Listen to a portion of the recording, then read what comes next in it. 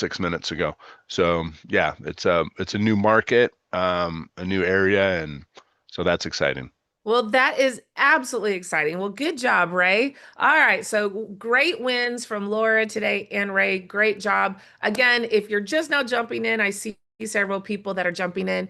Make sure that you raise your hand if you have a question so that we can get those questions answered by Roland. Do we have Roland on? I see that he's jumping on. How are you today, Roland? Maybe I missed. There we go. I know he's jumping on, right, Bailey? I see him in here. Yep, he's in here, probably just getting set up. Okay, no worries. All right, while we're waiting on that, anybody else have one more win? Let's go with one more win while we're waiting on Roland to get set up. Hi, my name is Ramon. All right, Ramon. Hello. Hey, how's it going, everyone? Good. I had a very small win with my coach Richard, but it meant a lot for me because I he suggested that I reach out to my known network, Mhm. the people that I already know, basically. And out of that, I had my first consulting, not CFE yet, because I didn't get really paid for that. But I got to consult in my field of expertise, and then from there on, I explain what I'm doing, and then how I can help them further, not just with the problems that they're dealing now, but how I can grow their business by mergers and acquisitions. So yeah, that was for me a big win. I know it's not No, it's not that's that big for a huge. lot of people, but for me, it is. How do you feel after that, Ramon? I love that. More confident for sure. It just helps with your confidence level, little by little for sure. Awesome. Well, great job. And what are you working on this week? What do you have? What does Richard have you working on this week? I I mean, continue with building the pipeline. outbound. With the reach outs, cold calling. I actually have factories very close by to where I'm at the moment. So just knocking doors, just I old love school. it. I love it. I'll tell you what, your community of people networking is the first place to attack. So I love that Richard got you to do that. You would be so surprised at how many people know people that know people that know people that Yeah, can get those conversations, those warm handoffs started. So well done. yeah. I love that win. Thank you for sharing, Ramon. Thanks. No All problem. right. I see we have Mr. Roland Frasier in the house. How are you today, Roland? Fantastic. How are you doing? Doing wonderful, thank you. All Awesome. right. Well, I think we have questions. Would you like us to go ahead and dig in? Let's do it. All right, Dr. Matthew Loop, let's start with you. Hey, good morning, Roland. How are you? Good, Matthew. How you doing today? I am wonderful. Just had a question and a follow-up from what I asked you a couple weeks ago about a swimwear brand that had some good PR and publicity in the past. The owner, she went through just some life situations, a divorce, kind of got knocked down a little bit. She's got a lot of connections, and I was chatting with her. It was last week about just the potential deal, and I had pitched the investment to her. And she's looking for a partner, obviously, on the marketing side of things. Is there ever a situation where you will forego the initial investment because you've got the resources, capital, and connections that you might want to inject in the deal? Or is that like 100% that has to be so they have skin in the game? Just kind of curious your thoughts there. Yeah, I mean, I have done it, and the challenge is that every time I've done it, it hasn't worked out. And I think that the key, it doesn't have to be like a giant amount of money, but even the payment of $1,000 or something like that changes the dynamic. It makes you the authority. It gives them skin in the game, even if it's a little skin. It shows that they respect your time, and it causes them to want to monetize that return on that investment that they've made. And so I feel like it just is a mental shift that is not made if you don't have them do something. So like you could basically have it done with a guarantee. I mean, you got to get the buy-in though. And I just don't think that I don't think that certain mental triggers switch in their minds to actually do what you're coaching them and helping them do if they don't have that risk of lost capital, and even more so when they're kind of desperate. Because when they're kind of desperate, like if she's, you say she's been knocked down a little bit, in that case they're usually just like grabbing at straws. They're trying all these different things. And what I've also had there is that they'll run multiple tracks. So they bring you in, but they're also running a track with this other person and this other person and just kind of throwing everything up against the wall and hoping it'll stick. And that frustrates your ability to actually deliver on what you want to deliver on, because you've got these other kind of conflicting, competing things going on. So you really want to be the only person that they are looking to make this happen. You want them to make some investment, whatever it is. And I think that's really critical to the whole thing working out. Got it. So even if if I said the investment was this, but tell you what, here's what I can do, I can drop it down to this. Would you then increase the percentage of distributable profits and equity that you would take? So, for example, if you're injecting advertising now, let's say I'm spending $1,000 a month now out of my pocket to advertise, was that like, what would you? I would make it a loan. I would make it a loan with you get first money out from how those ads perform. So that way you want your capital out as quickly as you can get it out. Got it. And would you increase the actual equity though if you? I would and do. Yeah. So I mean, like if I'm going at risk, I'm usually, if it was a 10-10-10 deal, it would definitely become 20-20-20, and it might be 20-30-40 or 20, because the cash is the first one of those numbers. It might be the greater of $2,500 a month, or 10% or 20% of profits, and 50% on exit or something like that. Might be like 5-30-50 or something like that. But ideally it's something that has a good flow to it. So like I like 10-20-30 or something like that. Does that make sense? Yeah. No, I appreciate the insight. Thank you. Yeah, absolutely.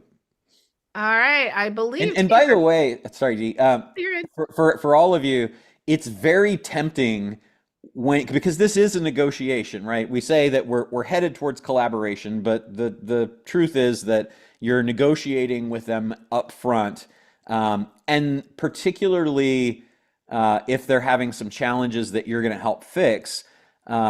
Money is tight and money is precious, and it's very easy for you to feel sympathy or empathy towards the people that you're going to help, but to negotiate yourself out of that upfront compensation.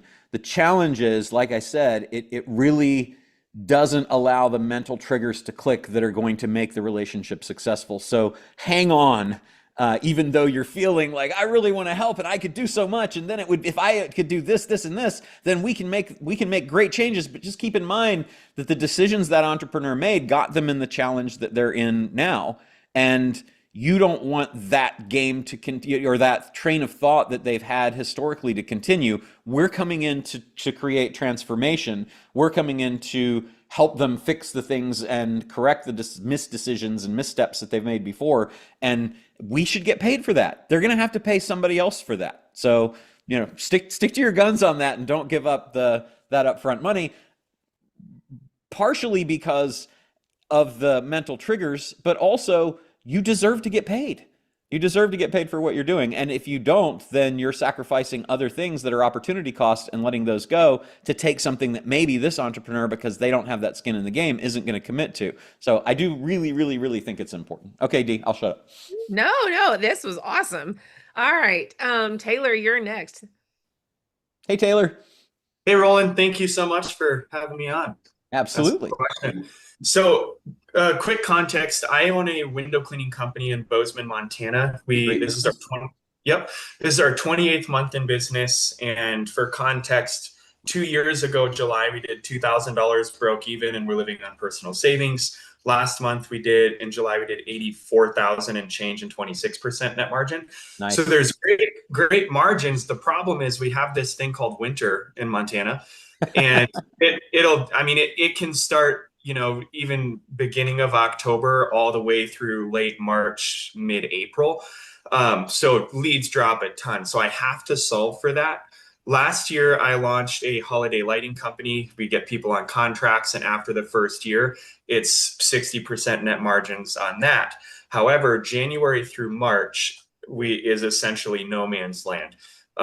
We had some things fall in our lap last year, did 53,000, but lost 100 grand because we built an office, got our guys outfitted, all of that. So we're looking at doing either ice dam removal, which which increases in that January through March timeframe, but Yep. it's super weather dependent. It will always snow in Montana, so snow plowing is another one that I would maybe look at doing. And there's a business that I found, chatted with the owner here for about 45 minutes on the phone last week and about 3 hours in person this week. He's in his early 50s. He has no written contracts. It's all verbal agreement. He has, I don't know how much exactly he does because he's intermingling it with a street sweeping business he does. So I'm assuming he's doing probably $350,000 to $500,000 in revenue, but he's also a black box because there's no systems, there's no training, essentially there's nothing. And he wants 550 grand for it.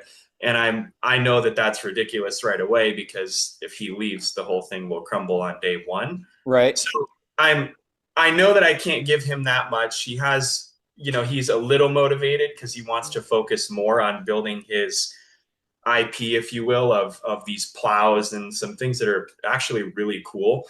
I have a background in power sports, so I know how he's building the four-wheelers. My problem is I know I can't give him all that money and lack of my own capital from investing so much into the Windows side.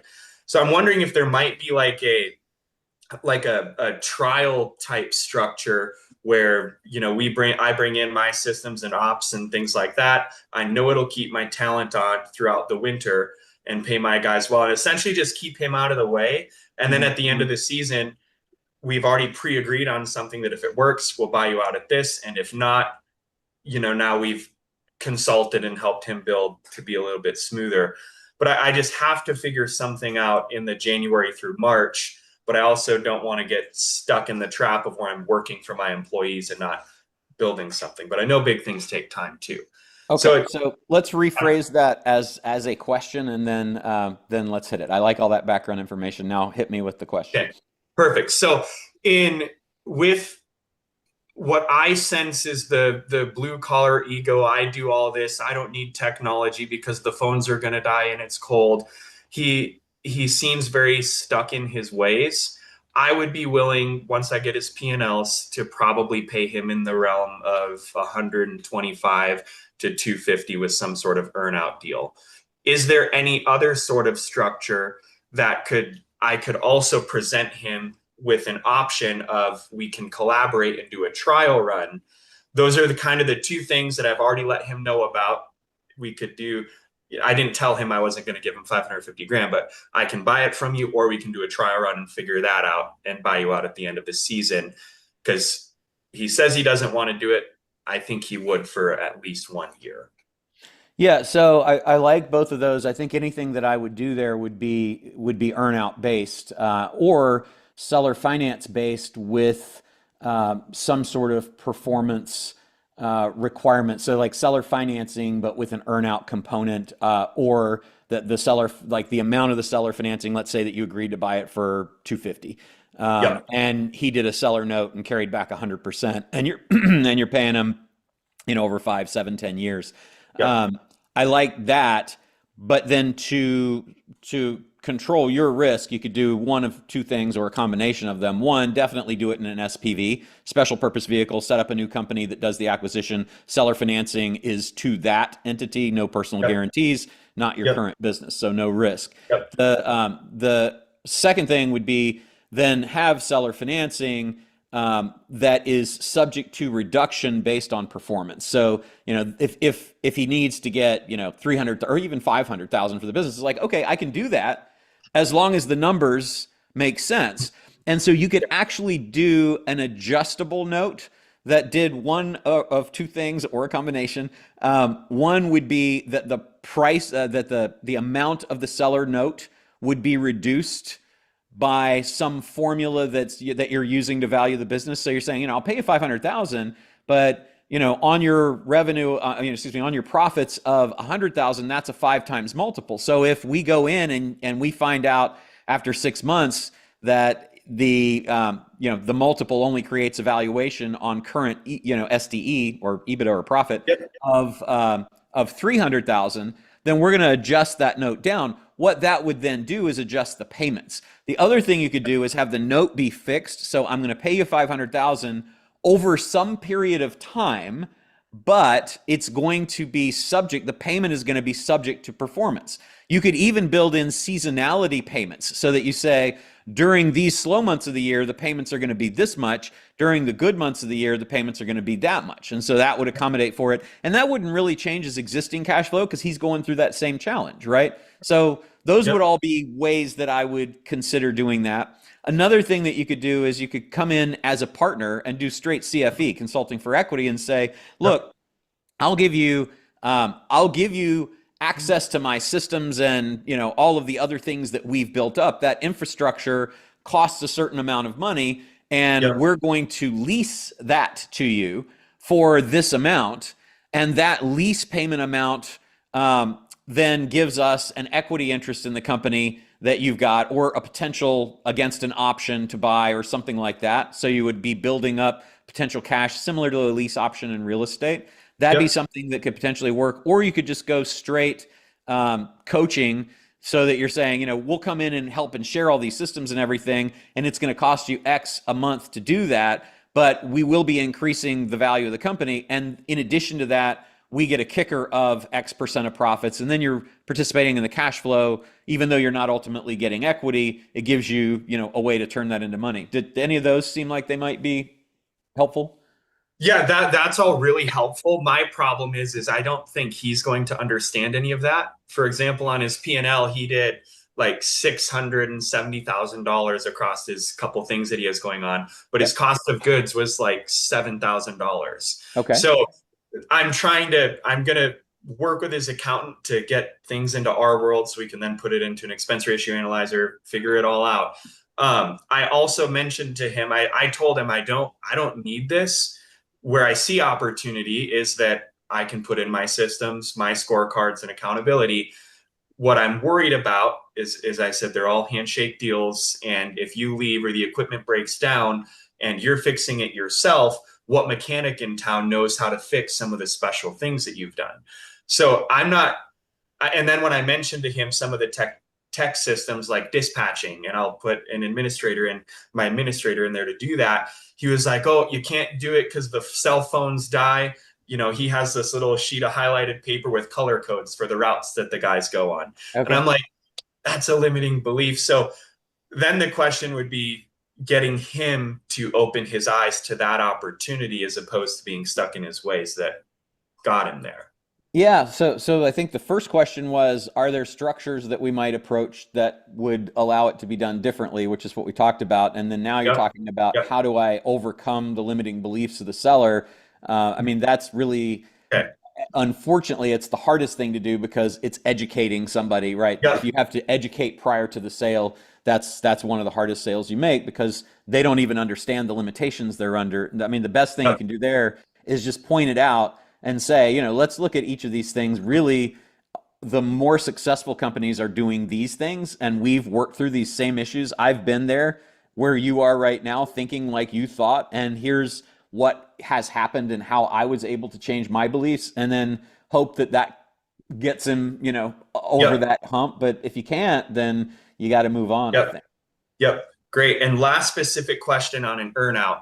Let's say we put an earnout. I have another friend who does probably $500,000 to $700,000 in snow removal, and I already have a verbal agreement. We got to figure out the details that they'll sub out all of the sidewalks, which is what this business is, which would then automatically arbitrage probably 200 plus grand in right away in the business before I'm even asking for referrals and anything from his database.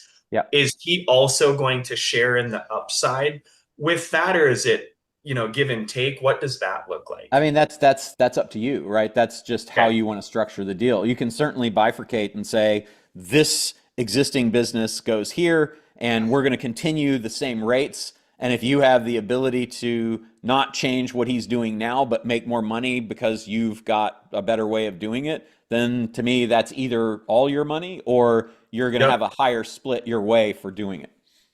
Okay, great. And Ira threw something at me, my COO. I don't know if he has a question. If we need to shut up, let us know. Hey, Ira. And just from my understanding as well, like with like the earnout, would you say that you could structure it in a way that that upside would just pay him off quicker? Because like a way that we could think about it is like, here's the payout, whether it takes 5 years, 1 year, like us arbitraging the business and making it more successful just gets him his money faster. But then Right. we're not going to be penalized for growing the business, Yeah, right? and that's what I was saying. You could easily have an adjustment even in a note that takes that into consideration. So the other thing that you might think about doing though is capture some of that performance for yourself. So define the percentage of the earnout, but you might even tier that you're going to apply this much to the earnout at this level, and then when we hit that level, we're going to apply, this much more. And that way you're getting paid for your efforts along the way, which recognizes your contribution. So I think that would be important. I'd also think about these other services, like, so if exterior becomes a problem, interior is still a challenge, right? Is it that you can't get to the houses at all because you're going out to do ice dams and stuff like that? So I feel like you're getting there. So then it's just people don't want to clean the outsides, but they still want to see out, and they've still got lights that are dirty. They've still got chandeliers that are dirty. They've still got the insides of the windows that people have pressed their noses up against and all that stuff. Is that not kind of a service that you could kind of perform? They're not doing the outsides, but they're doing the insides. We could do that. I would. It's surprising when I do quotes, I get probably 40% of the people that say, "Oh, just do the outside," and then another 10 to 20% say that, "Oh, my cleaner does the inside." So Okay. I don't think that that's something that would be sustainable enough. And Okay. with high dusting and light bulb changing, fire alarm, replacing those batteries, Yeah. those are good little ancillary upsell services, but I don't think it's enough to make us 150 to 200 grand in Q1. What about screen cleaning and replacement and maintenance to the windows, caulking, weatherproofing better, measuring heat loss, and then showing what that return would be to them and saving what's leaking out right now, that kind of stuff? Yep. Yep. Caulking, I think would be a great upsell that we could do more springtime, just because it's so cold in the wintertime. It's not going to apply and bond properly Okay. to the siding. And then as far as, measuring, and I sold real estate for 5 years before I transitioned here. Okay. A lot of home inspectors will, have their thermal guns and check the efficiency of windows. But then you're almost getting into a whole new business of window replacement, so maybe we collaborate with some window person Yeah. locally as Correct. opposed to doing it ourselves. Yeah, I think expanding to say like what, and I'm spending time with this extra time because I still believe it applies to everybody here. So think about how this applies to you. I think that expanding your thought of what you're doing, and the result that you're providing, more than saying we're a window cleaning company. Yeah. What is the thing that is the result that you're delivering? It's a clean window, right? But beyond Yeah. that, what's the bigger result? And how do we expand our services to offer that same result in other areas that are counter seasonal to what you're experiencing right now? So it might be getting on the inside of the home, but it does sound like with ice dams or solar power, solar panel cleaning and other things like that, that there are probably other things that exist that you can help with. Maybe it's from a safety standpoint, and you can tell people about the horror stories of icicles falling and things like that, or roof collapses because of the excess weight of the snow, or those things. Like, are there other things that you can sell that are preventative that they don't want to do during the spring and summer, that now is the perfect time to do, that gets them the result? And it could be as outside the box of, we do all things windows, or we do all things to increase your views from the home, or whatever, and then you're looking at window installation and things like that. But I would definitely think about all that in that bigger context of what can I do that conveys the same type of ultimate result to my customer, but isn't cleaning the window. Okay. Yeah, copy that. I'll chew on that. For sure. I really appreciate all your input. 100%. Thanks, guys. Thank you. Awesome. I think, Gary, you're up next. Hey, Gary. Hey, Roland. just a question for you on the tax businesses that I'm working on. Yes, sir. We're finally, we're almost done consolidating the four. One of them was my partner's business, and so now they see the kind of the vision of doing this at a larger scale.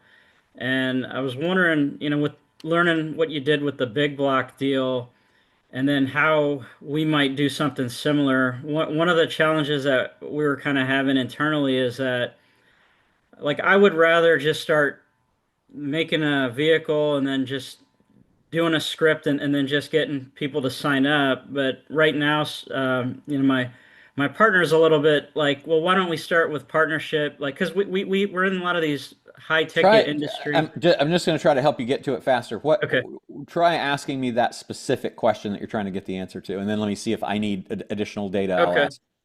Yeah. So the question is it if there's two approaches, one of them to start off as a partner and then maybe hope that you could convert it into our commitment to roll the other company's assets into our umbrella company versus leading with let's acquire, we'll get this EBITDA target and then use the exact script that you use. Like, I would rather do it the way that you did it than some other roundabout way where there's a chance that they may change their mind later. Yeah, I mean the best way to do that would be so I like the partnering first, as long as you've got clear guardrails around what happens with that partnership and what is your ultimate goal. Because if your ultimate goal is to acquire, then there needs to be some sort of option or some sort of milestone that gets hit in the partnership that triggers something to happen. Even if you go in and you just partner to start with, that's got to be a very, very short time that you don't have, that you don't have a deal. Does that make sense? Like, I don't want you spending time improving their business to increase the valuation that you would then have to pay to buy it later, which is why I like option terms. So I'd want those formulas agreed on in advance and say, a lot of this is, what does success look like? So I'm talking to you, and I'm you, or I'm with you talking to them. I'm going to be like, okay, guys, we're really interested in partnering here. We've been able to do this with these other 4 businesses that we've worked with, and we think we can do the same thing here. I think it's going to be good. I'm not completely sure about all the moving parts. So the way that we like to do this is do a 90-day trial where we'll come in and start working together. During that time, this is what that looks like. What we do want to know in advance, though, is that if we make these things happen that we both agree on, so that we both agree this is going to be successful, then what does the term look like for us to move forward? Let's agree on that now. I don't want to just go 90 days and invest my time and effort and have the opportunity cost of not pursuing other things, without knowing that if I hit or exceed the targets, I've got a deal. And that's how I would kind of do that. Does that make sense? Oh, well, a little bit. So I was looking for something that would be like a strict process. But it seems like, because what we're trying to get away from is that case by case, and then we're not sure. We try something with one and we try something with another, and I'd rather have some sort of clarity on, if we want to hit an EBITDA target, maybe like 20 or 50 million, let's focus on the EBITDA target rather than just trying to figure out how to put as many win-win partnerships and then maybe get an EBITDA target, maybe not. Like, there's a little bit of uncertainty. And so I was going to bring my partner to the event next month and then ideally come out with some sort of process and script, because it was very cut and dried the way you did it with Big Block. And I feel like just coming together with a structure like that and everybody getting aligned would be a lot simpler. Okay, yeah. So I believe that we're saying the same thing, and to help everybody that's watching or listening that doesn't know what we're talking about. So basically, Gary's talking about a roll-up strategy where we're aggregating companies into a holding company. We're going out to companies that are in the same industry, and we're kind of moving into a situation where we're bringing them into a roll-up that will have several companies, and we're offering them a piece of the existing company to acquire their company. And so the process to me, Gary, would be the same. What I thought you were talking about, and it does, I think, help make deals happen, is that your formula is the strict formula of what we do is we come in, we'll bring your business in, there'll be an EBITDA arbitrage because your current SDE, your owner operated profit, will be rolled into our professionally managed business, and the spread is X. And typically we want the spread to be at least 5X higher. So if you're buying them at 3X, we'd like for the end exit to be looking at an 8X or better. If they're coming in at 5X, we'd like the end one to be ideally 15X. Those are numbers that are absolutely reasonable within the context of a large roll up with 50 million of EBITDA. So now then it becomes, okay, well, that's the deal. And that's what I was talking about. We need the guardrails around. So you need to say, number one, do you like that deal? Because you're going to come into our company and then we're going to split it with you 60-40 your way. We're going to take 40%, you're going to take 60%, but you'll have 60% of something that's worth 5X what it's worth now. So you're way ahead, right? That's to me a pretty easy sell. Then the next step is, well, how do I get them to buy into that what we're doing is going to work? That sometimes requires a trial period where you say, okay, let's do this for this temporary trial period of, say, 90 days, so we can see what it's like to work together and how we would move. And then so long as we hit, again, strict defined targets and milestones, as long as we hit this within that period of time, then you're in. So like that's the way I would like to do that and kind of draw them in. But then you've got the same formula that's applying to everybody, because you kind of have to have it, right, to make everybody feel it's fair. So you've got the same formula for the roll up when you're rolling them into the company. But the question is, how do I get them in and convince them that we know what we're talking about and we're good? That's the kind of the trial test period. So you're really doing it just in two steps sometimes. Obviously, that's the fallback position, because I'd rather just acquire them and have them buy in and come in and then boot them out if it doesn't work. But I think that's a good way to kind of get the people that are sitting on the fence. Yeah, that's a lot more clear.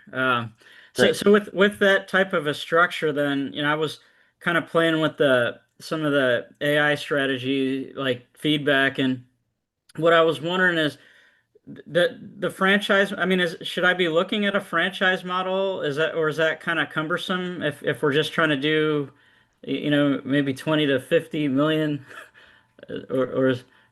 I mean, I think it is something to think about, but I probably wouldn't do it maybe until I hit 10 acquisitions, and then you could explore it. It's really a different idea. But it is a way for you to reduce the capital that you have to put out to do acquisitions, or reduce the debt that you would, take on if you were doing something like that. But if you're doing it the way that we did it with the big block roll up, that's not really that much of a concern.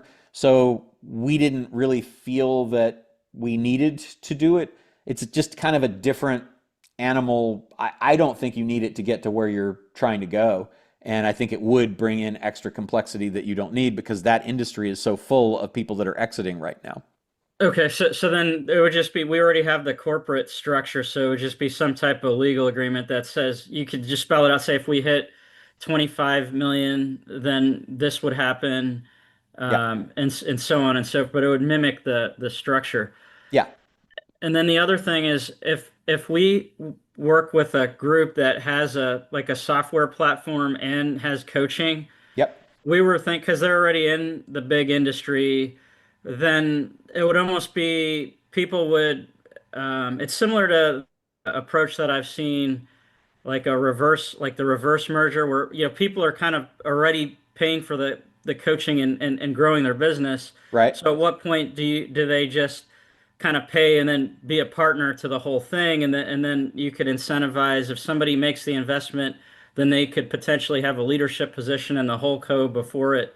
Like, I was looking at that type of a model too, but I didn't know if I was off, or if that wouldn't make it easier.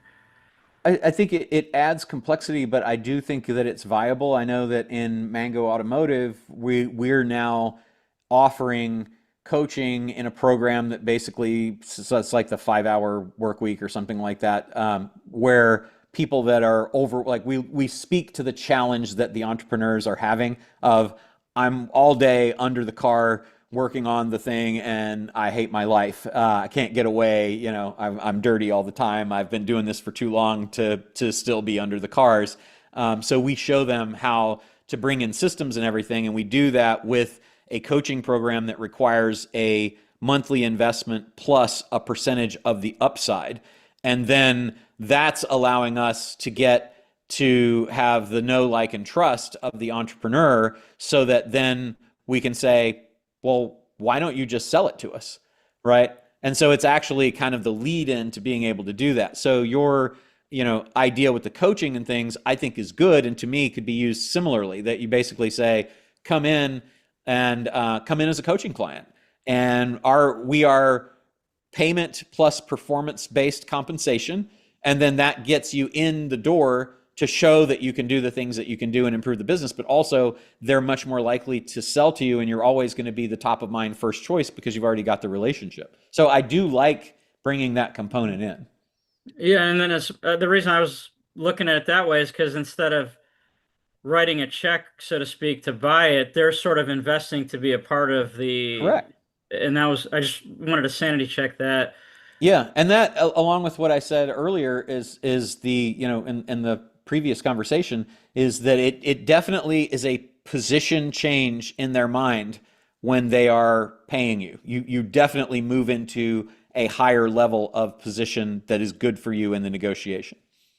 Okay, great. So just kind of wrapping things up here with because I want to make sure I'm doing this right. We one of another couple of reasons why people are wanting to work with us in general is because we have other services that most tax companies don't have, sort of like the insurance, like the high-end insurance, like the key man policies and all of that, as well as the high ticket advisory and so just compart like is that when you look at that type of a structure, if you have different companies like that, is there some goose and egg type structure that I should be looking at so that we can correctly have like the different verticals, the RIA, the insurance, and all of that, so that I'm not messing something up by the time we start putting other companies into it? Like, should I keep the insurance out of that business? Like, Yeah, I would for now. I Okay. think I would focus on the core business right now and then move into adjacencies a little bit later. And, again,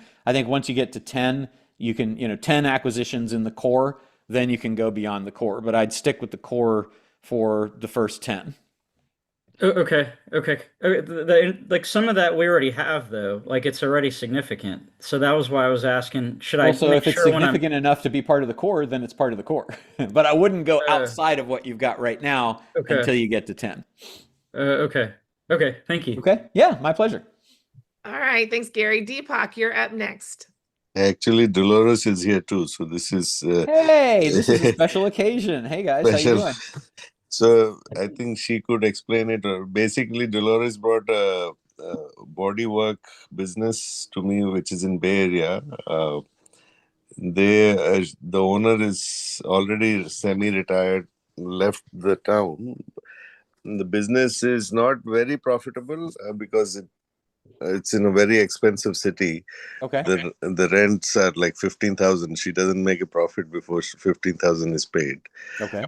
Overall profit is 100,000 or 200,000. So Dolores so I did make an offer. She's warm to it, but it's still very risky because you have to sign a lease, and I don't want to commit to any lease unless we can make. So we had the idea of adding coaching, like wellness coaching. And she has a database of 19,000 people. I don't know what kind of people are they. Are they very old? But they come for pain therapy and stuff like that. So we have a coaching business where we reverse lifestyle diseases. And I also supply supplements. We sell a lot of supplements through Nutrilite. Okay. So we could add these two components.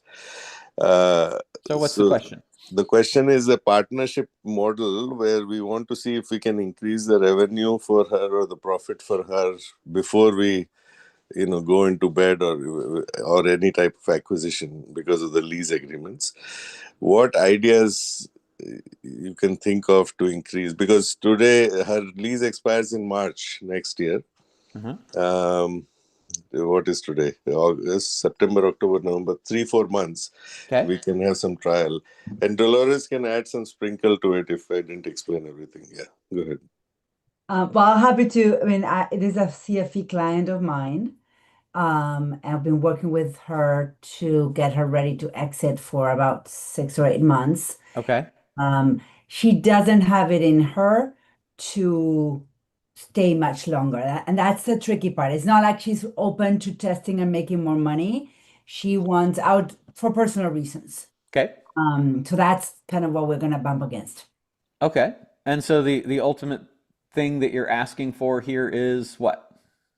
Deepak, what is the ultimate? No, like we were thinking of some kind of a partnership, right, Dolores? Like how Also, to increase. I opened in the conversation of introduction, I opened the opportunity of an immediate affiliate partner as we go along. I don't really have a question in the sense that there's an urgency on her end to have another leader to sign the lease. Really, that's like the main thing. Maybe I can form a question now that Deepak brought this opportunity to the table.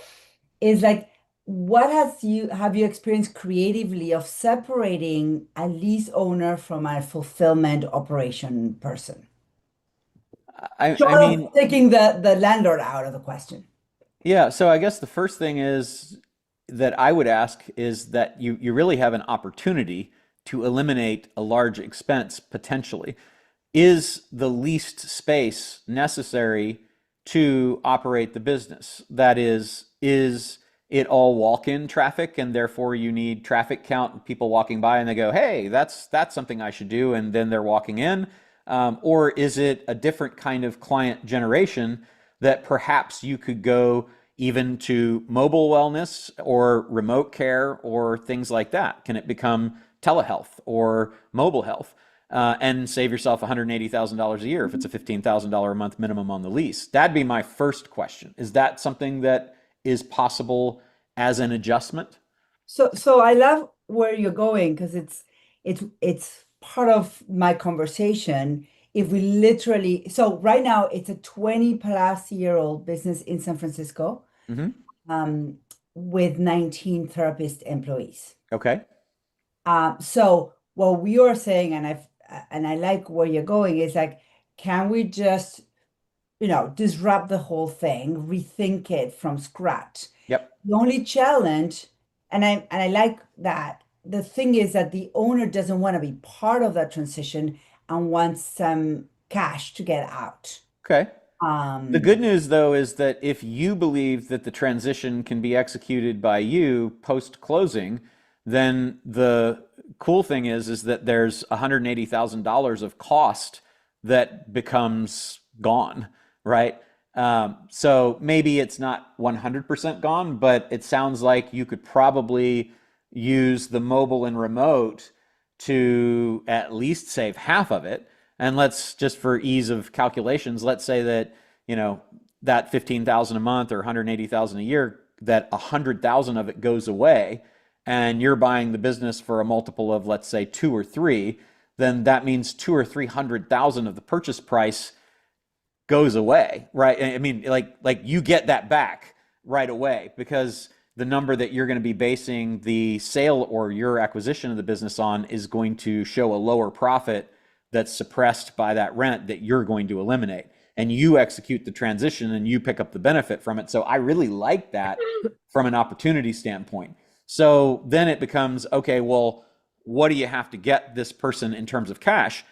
I can tell you that if she's got a flat or declining business with a big lease expense and a lease renewal coming up, and generally those rates are going up, I don't know if in that particular area, because all the challenges they're having, it's going down, then that's a threat, and she's going to have a hard time selling that business. So that being the case, I think you determine what is the creative option that gets her as close to what she wants as possible, but also is within the realm of what she actually might be able to get Otherwise, you're going to have to wait it out and let her see that she's not going to be able to get what she wants. And then you can come in and offer the alternative. Sometimes it's just you got to bake the cake a little bit longer.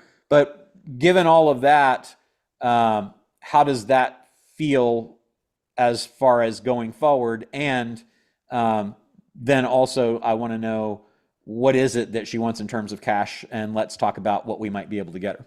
So, So one thing. yeah.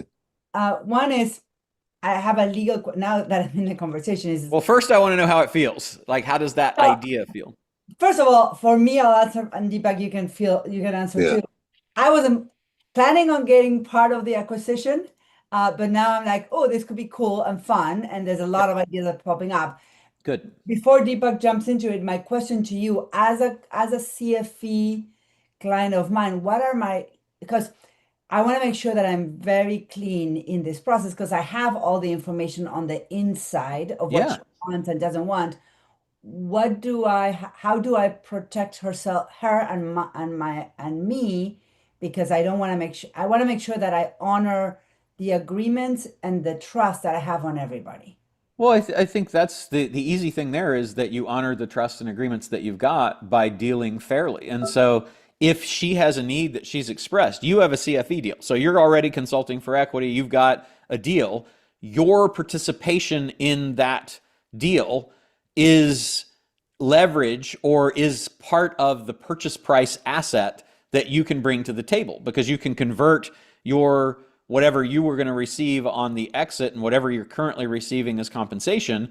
That's money that you now have to play with to complete an acquisition. And now you move from CFE to owner, right? So that's good for you.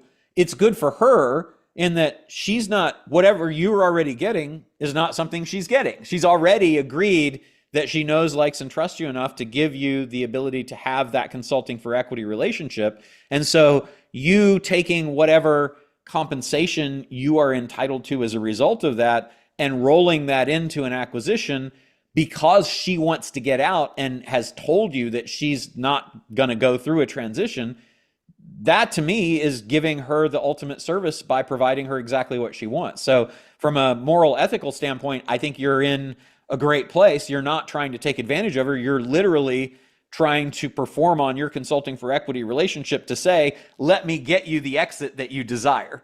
Okay. And the CFE that you did was exit consulting. So, I mean, to me, it's like all very, very much aligned with those interests. And so now you are going to be trying to get the best deal for yourself. And the way that you deal with that potential conflict of interest of, well, you're not going to be the advocate for getting the best deal for her that would damage what you get for you, is you have to say, I want to collaborate instead of negotiate towards something in the fairness zone, that this business is probably worth X and Y, and I'm going to try to get closer to X than Y, because now you're negotiating for your interest. And, you know, your seller knows that, and you can certainly point it out to her. You can say, I want to collaborate with you to get you as close as I can to what you want. I have to do that within the context of what I believe is going to be a viable deal for me to go forward with the business. And that's how I'm going to approach it. If you do that, then I think you're on the right side of the ethics of, you know, of that potential conflict of interest. Does that make sense? Yes. Yeah. And Dolores, you have been doing a great job. You know, she's her heart is in the right place. My thing is that the profit in the business is not there. It's very risky. Yeah. I think she's going to have a hard time selling it. I really do. Yeah. So the thing is, what I wanted to do is maybe I can be another CFE to increase her profit. So the value of the business by March is such that we can afford the lease payments or some other variation. Yeah, because right now our profit is not there. So we want to see her, and her database is only 19,000 people, which is not worth 900,000 over 5 years. So the question is, I was thinking of handpicking some of her clients and coaching them with the chronic lifestyle diseases and sell the supplements and, you know, give her 10% of the profits. And if the profits increase in next 4 or 5 months to a substantial amount, then we can think about lease extension or Yeah, spreading it through. Yeah. I like that. If you're doing the lease extension, it depends on what the landlord's willing to do. But I really like kind of doing a first principles analysis and say, do we actually need the lease? Because you probably don't, in my opinion. And can I transform this business into a business that better serves the customers the way that they want and the way that the market is trending by moving to mobile and tele? And can I provide 50% of the clientele that's coming in currently with Zoom consults that give them the result that they want without having to have them be inconvenienced by coming to the office? Does that increase the ability to reactivate people of the 19,000 people that are on the list to get them back to be customers again? I mean, there's a lot of things you can do there. From a buyout standpoint, though, I think you really want to say, my goal is, and this, Dolores, I think helps you with the ethical side too, is have the conversation with her and find out, what does she need to have for the business? What is she going to do with the money? I need 900,000. Okay, great. What are you going to do with the 900,000 once you get it? Well, I have to pay off the loan broker that's going to break my and I have legs that if I don't information. give the 900,000. That's going to be, she needs it all. But finding out what she's going to do with the money will also help you see, how much do I need to try to target to get her? Because it's probably not all of whatever it is she's asking for. So that's a discovery process and conversation I think you want to go through. And you want to do that with every seller. What's the minimum that you need? What are you going to do with the money? How can I potentially get you the value that you want to get for spending the money you think you need through some other thing, some other relationship or some other arrangement? And then once you have that, then to me, it's get her that if you can, or as close to it as possible, and everything else needs to be earn-out based. And I don't see that she's probably got a lot of other people that are pounding down her door to give her money. So I have a lot of that information. Deepak, you and I can take it offline on that. Mm. The biggest thing that we have going on, and I am her CFE advisor, Yep. is that she's ready to go with a broker. Yep. That's what's at our heels. It's not the end of the world, because I already know how much money it would take to get out of that relationship. So it's just a number, and when you have a number, you deal with it. So even if she goes that route, it has a number that we can pay and get out. So it's not the end of the world, and it might be that we have to go let her do that and see if she can get what she thinks she can. My other thing, and I just want to finish this clean, Deepak, and we'll talk about it, is like do some research on mobile companies. Yep. And come in as a partner to them into their platform. No, I don't think I have it in me or want to create a mobile massage therapy business. There's many out there. Yep. So in some ways, maybe, Deepak, we're talking about a flip. I'm thinking more of the A chronic carve-out care flip. than Yeah, massage. chronic care, Yeah. yeah. Yeah.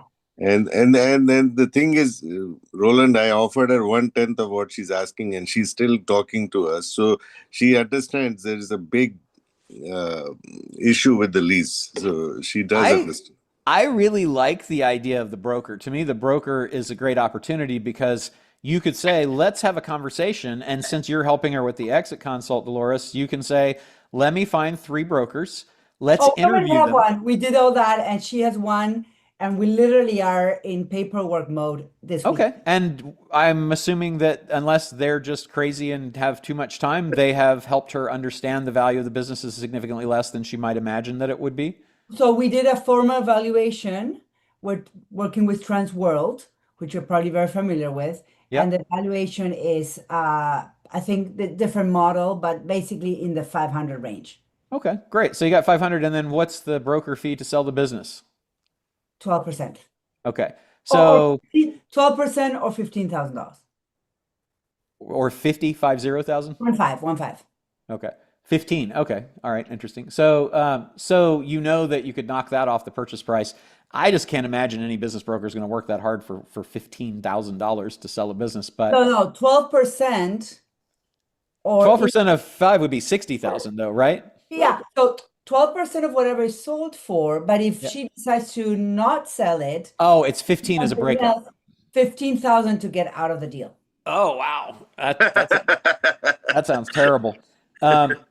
Okay, but well, she does know though that then the purchase price for you, even if you were going to pay full price that she's asking, would be discounted by the broker fee. So remember to knock that 12% off anything that you're offering. But yeah, I'd have the conversation. I mean, it seems to me like she might need to go through the process. And again, I spend time on these things because I think everybody that's here can benefit from thinking about how does this apply to me. It's a great situation that you're in, and there's a lot of opportunity around it. I think that exploring the things that we talked about can really help. She might need the process of trying to sell and not being able to. That might be, is that about a 6-month deal with the broker? 12 months max. Yeah, Oh my. 12 months. So, I mean, you might have to wait a year to buy the business that way, or she might then do a deal with you, but now she's got to pay the broker. But I would be very, very clear in communicating with her and saying, look, I'm interested in acquiring the business. I really can't imagine somebody's going to pay this for it based on where it is right now. If you do sell it, you're going to pay $60,000 in commission to the broker, assuming you get that price, but you're probably not going to get that price. So that should be reflected. What if we could do a deal now that got you as close to possible what you need from the down payment, and then the rest is done on earnout over time or seller note subject to earnout, et cetera. I think there's a lot of opportunity, and the approaching deadline of signing paperwork that's going to lock her in for a year is something that I think you can use, as well as the statistic that 80% of the businesses that get listed with brokers never end up selling. And 80. that would be something to think about. 80%? 80%. And he's Oh. So I think the biggest thing here for myself is my mindset, and I wasn't planning to being part of the deal, but Deepak, I think you and I need to have lunch.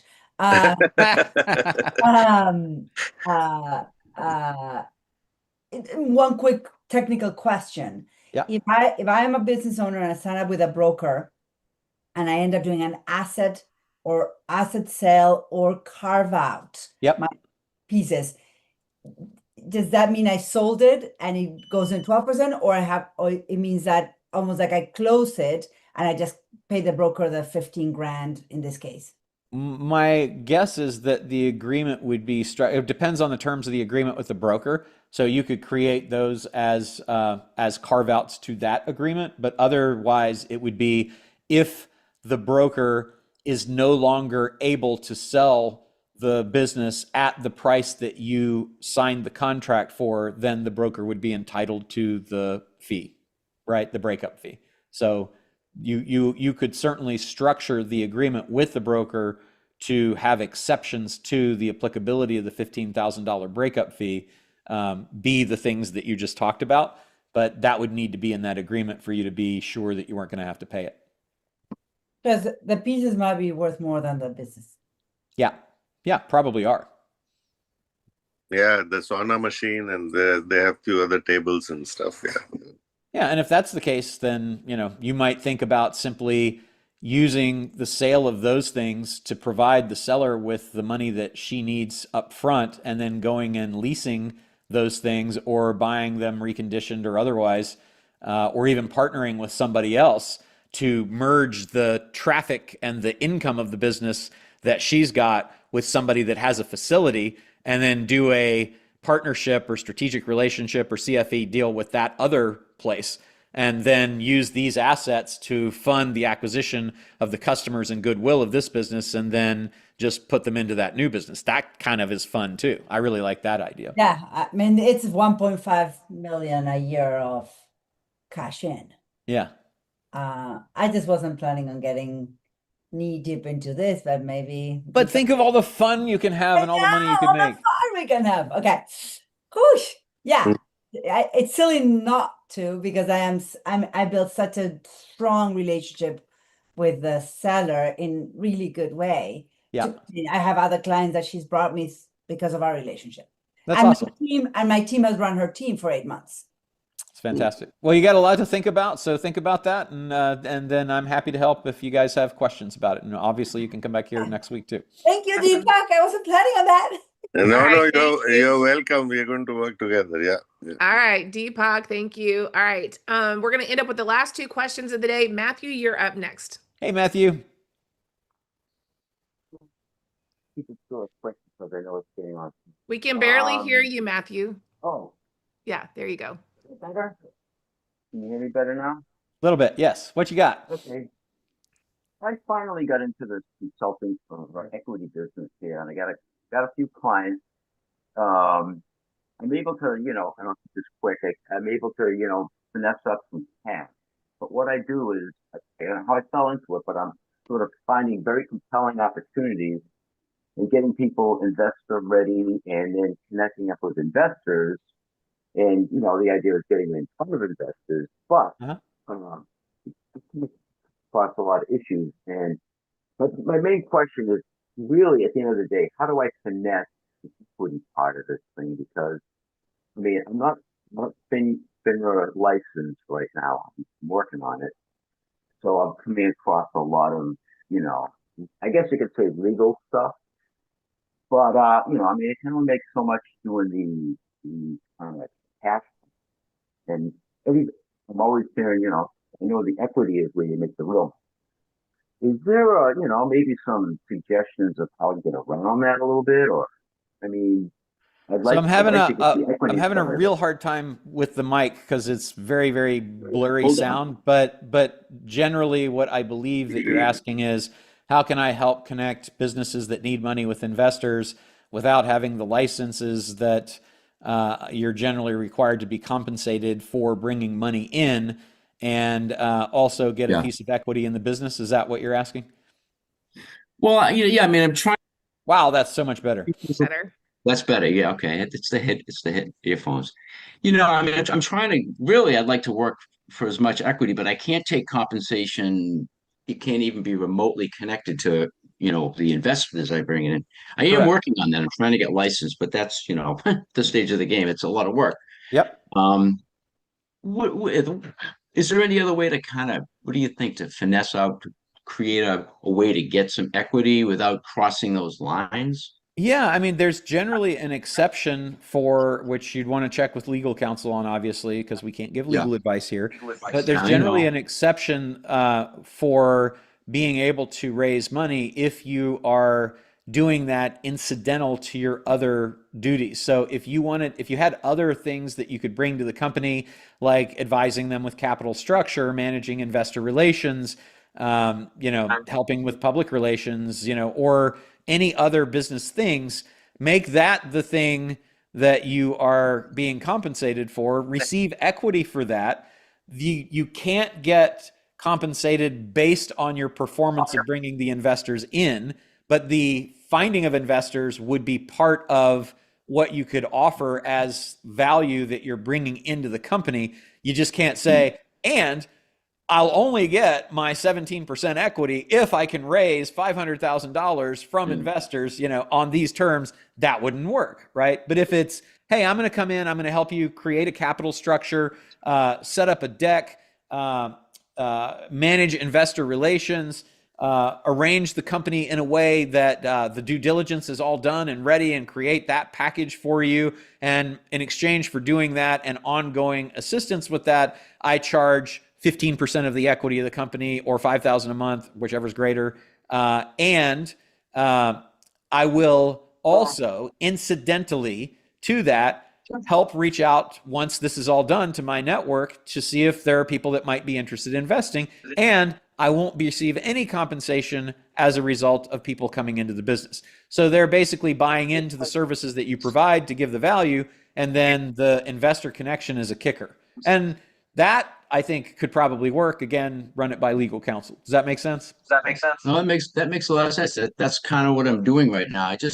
It's the equity part of it, because the cash thing is kind of easy. It's a consultant fee, all right. But the equity is X number easy. of dollars Just a ask month, for equity. instead of cash, or maybe both. No, So in it's not addition. like that. That's not in addition, of course. It's not crossing the line though by getting paid in equity. Even though, I mean, As I long am, as my you aren't network really tying is. your receipt of the equity to the raising of money, it shouldn't be a problem. But again, definitely thorny legal question you're going to want to ask an attorney for sure. Okay, because I mean, really, I mean, I'm doing all that work, but ultimately, what they're looking for is me Yeah, to it get sounds them like in you just front of have to some ask for the equity. investors. Okay, all right. Well, then that makes it easier. All right. All right. I like it when we make it Thank easy. you very much. You're All welcome. Simple right. and quick. Awesome. Thank you, Matthew. All right. Well, that was all of our questions for today. Thank you so much, Roland. That was awesome. Awesome, Dee. Thank you. Thank you guys for all being here, and thanks for the great questions. Really, really enjoy it. All right, everyone. We will see you again next week, same time, same place. And if you want to watch it again today, it will be on YouTube. So you can go right back to YouTube and watch it. And again, last but not least, if you are planning on coming to our September event in San Diego with our coaches and with Roland, please, please, please let myself or Bailey know so we can make sure we save that seat. Everyone else, we'll chat with you soon. Having a great week and go